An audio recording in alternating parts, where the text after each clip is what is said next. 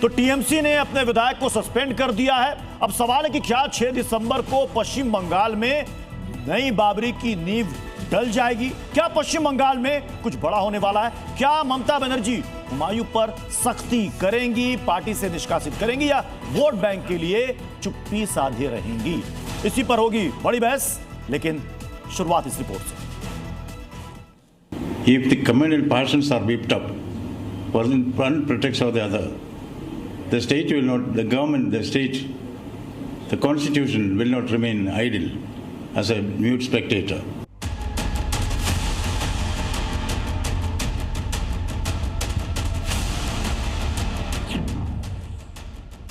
यह चेतावनी है पश्चिम बंगाल के मुर्शिदाबाद में नई बाबरी मस्जिद की नींव रखने पर अड़े टीएमसी विधायक हुमायूं कबीर के लिए। राज्यपाल सीवी आनंद बोस ने साफ कर दिया है कि वो किसी को माहौल बिगाड़ने की इजाजत नहीं देंगे।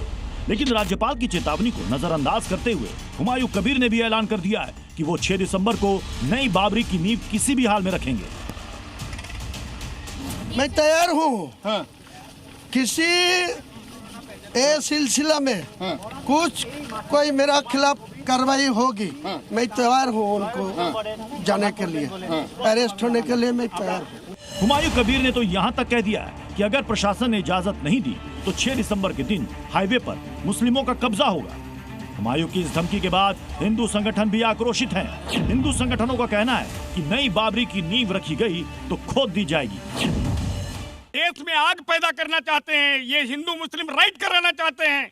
बाबरी मस्जिद जिस तरह से यहाँ पर ढाई गई थी, ये अभी वहाँ निर्माण करें, हम लोग इसी फोड़े से खोदेंगे।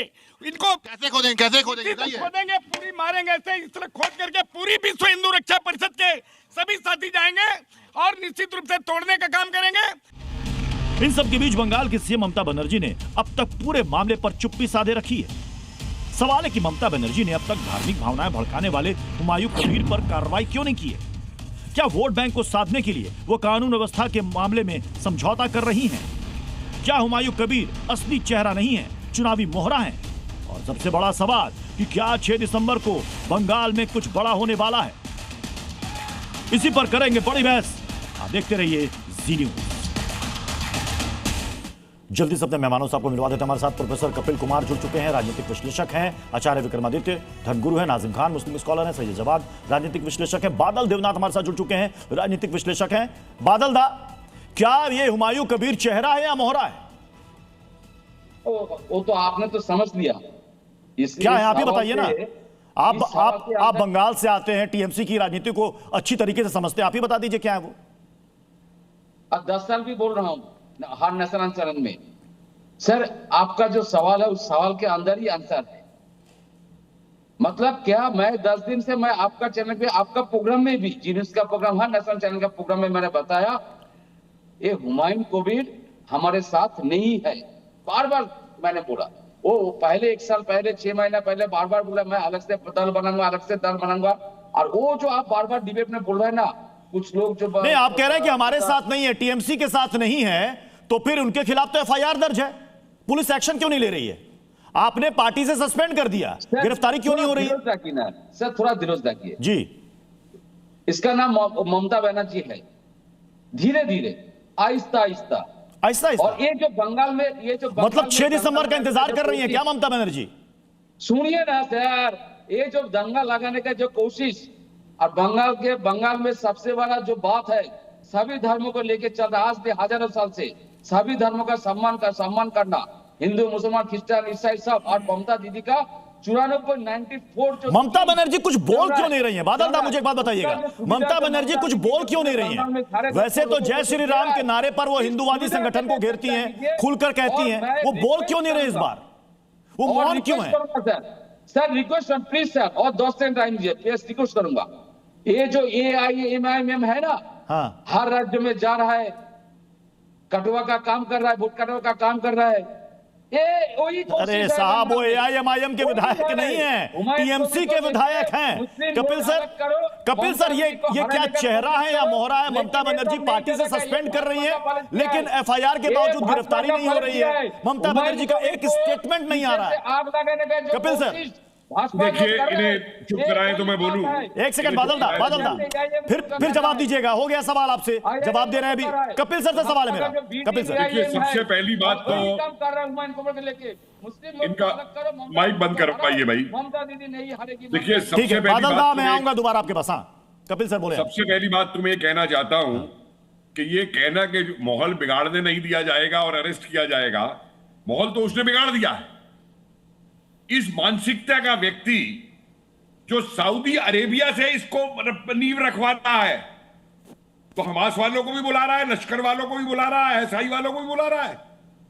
इस मानसिकता के व्यक्ति को अब तक खुला कैसे छोड़ रखा है?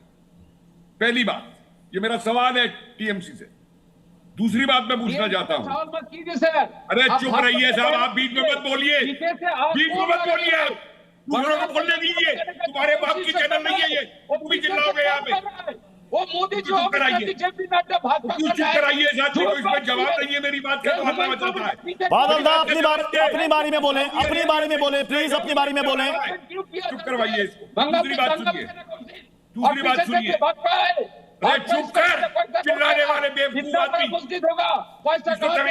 एक सेकंड जो दो मूल सवाल हैं वो हम आपके सामने रखते हैं। देखिए, एक तरफ टीएमसी के विधायक जो अब सस्पेंड हो चुके हैं वो अपनी बात पर अड़े हैं, जल्दी से वो विंडो चलाइएगा, जिसमें वो ये कह रहे हैं कि साहब हर हाल में 6 दिसंबर को नई बाबरी की नींव डलेगी। राज्यपाल कह रहे हैं माहौल बिगाड़ने की कोशिश की जा रही है, यह बर्दाश्त नहीं होगा, सख्ती से निपटा जाएगा। लेकिन असल सवाल है ममता बनर्जी अब तक खामोश क्यों है?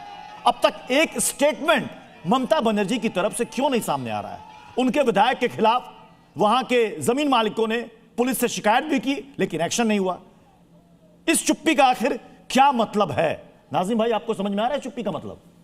हाँ पृथ्वी जी, देखिए यहाँ पर जिस तरीके की बातें हो रही है मस्जिद के बारे में, तो मैं तो कहता हूँ कि मस्जिद कहीं पे भी भारत के अंदर नींव रखी जा सकती है अगर वो लीगल जमीन है तो। और रही बात यहाँ पर सियासी माहौल बनाया जा रहा है, जिस तरीके से हुमायूं बार बार कह रहा है कि 6 दिसंबर को मैं बाबरी मस्जिद के, भाई सुप्रीम कोर्ट की तरफ से एक फैसला आ गया, उसको सभी भारतीयों ने स्वीकार करा। लेकिन अगर हुमायूं अगर ये बार बार कहते हैं कि जी मैं तो बाबरी मस्जिद के, भाई मस्जिद की नींव रखिए, लेकिन अगर बाबरी के नाम से अगर देश के अंदर माहौल खराब होने की संभावना बन रही है तो ऐसा कोई भी कदम मत उठाइए, क्योंकि ये देश सभी का, ये हिंदू का भी है, मुस्लिम का भी है, सिख का भी है, ईसाई का भी है। लेकिन अगर ये आप अगर इस तरीके के एक जिद पर अड़े रहेंगे तो यहां पर मैं तो कहना चाहता हूं ममता दीदी को आगे आना चाहिए। आचार्य विक्रमादित्य, आप मुस्कुरा रहे हैं, अभी आपने देखा लखनऊ में प्रोटेस्ट हो रहा है, वो कह रहे हैं कि अगर बाबरी के नाम से मस्जिद की नींव डली तो उस नींव को हम खोद देंगे। क्यों इतना क्रोध? बिल्कुल बिल्कुल खोद देंगे साहब, ना बाबरी रही ना बाबरी बनने दी जाएगी दोबारा।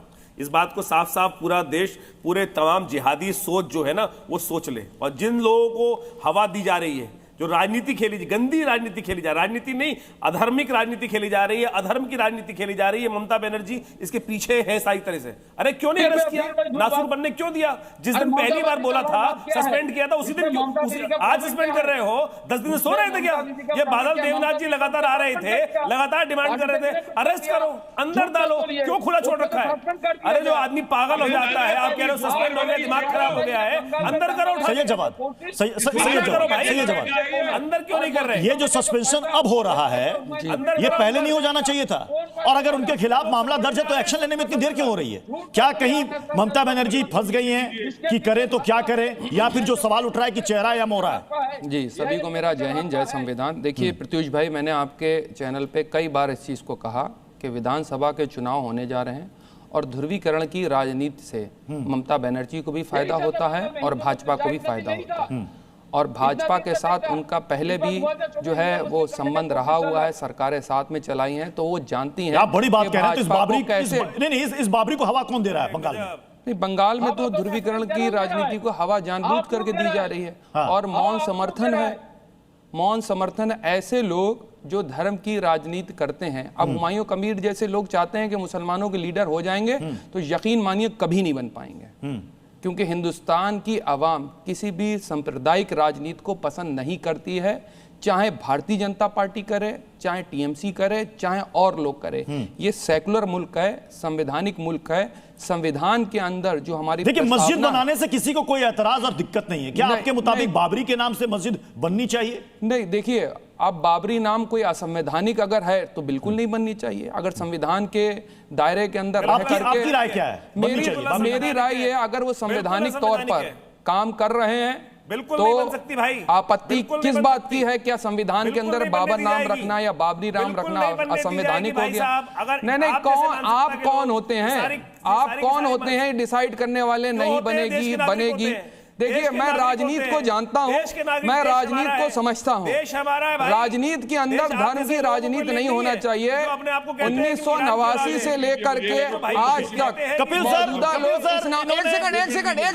एक ही सवाल उठा दिया। ये कह रहे हैं कि संवैधानिक दायरे में आता है क्या? 10 सेकंड दे दीजिए। बाबरी नाम रखूं मस्जिद का, क्या मुझे संविधान रोकता है क्या बाबरी नाम रखने से?